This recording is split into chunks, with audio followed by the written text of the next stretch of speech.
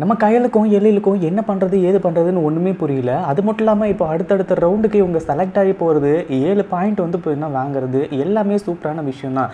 ஆனால் கடைசியில் இது எங்கே போய் முடிய போகுது அப்படின்னு சொல்லிட்டு தெரியாமல் இருந்துட்டு இருக்காங்க. ஏன்னா ஃபைனல் ரவுண்டுக்கு செலக்ட் ஆக போகிறது யார் அப்படின்னு பார்த்தீங்கன்னா வேறு யாரும் கிடையாது, நம்ம தீபிகாவோட டீமும் அதே மாதிரி வந்து போயின்னா கயலோட டீம் 2 பேரும் தான் வந்து போயின்னா வரப்போகிறாங்க. ஆனால் கடைசியில் தீபிகாவுக்கு இந்த ஒரு வின்னிங் பாயிண்ட் வந்து கிடைச்சிருமோ அப்படின்னு சொல்லிட்டு வந்து நினச்சிட்டு இருக்காங்க. ஆனால் கடைசியில் வந்து போயின்னா அந்த செஃப் இருந்துட்டு என்னை மன்னிச்சிருங்க, நீங்கள் தான் வந்து போயின்னா எல்லாத்துலேயுமே நல்லா பெர்ஃபார்ம் பண்ணீங்க, அது மட்டும் இல்லாமல் இந்த ப்ரைஸும் வந்து போயின்னா உங்களுக்கு தான், நீங்கள் தான் வந்து போயின்னா ஃபஸ்ட் ப்ரைஸ் அடிச்சிருக்கீங்க அப்படின்னு சொல்லிட்டு இப்போது செஃப் சரவணனே வந்து போயின்னா இங்கே காம்ப்ளிமெண்ட்ரி கொடுத்து கடைசியில் வந்து போயின்னா கப்பு, அது மட்டும் இல்லாமல் 5 லட்ச ரூபா பணம், அதே மாதிரி வந்து போயின்னா 1 லட்ச ரூபாய்க்கான வேலை, இது எல்லாத்தையுமே வந்து போயின்னா தூக்கி கொடுக்க போகிறாங்க. அப்போ தான் வந்து போயின்னா நம்ம கையலுக்கும் எழிலுக்கும் ரொம்பவே ஹாப்பியாக போகுது. இதை பற்றி நீங்கள் என்ன நினைக்கிறீங்க? இந்த ஒரு எபிசோடுக்காக யாரெல்லாம் வெயிட் பண்ணிட்டு இருக்கீங்க அப்படின்றத கீழே ரெட் கலர் ஆட்டை போட்டு கமெண்ட் பண்ணுங்கள். இந்த வீடியோ பிடிச்சிருந்தா லைக் பண்ணுங்கள், ஷேர் பண்ணுங்கள்.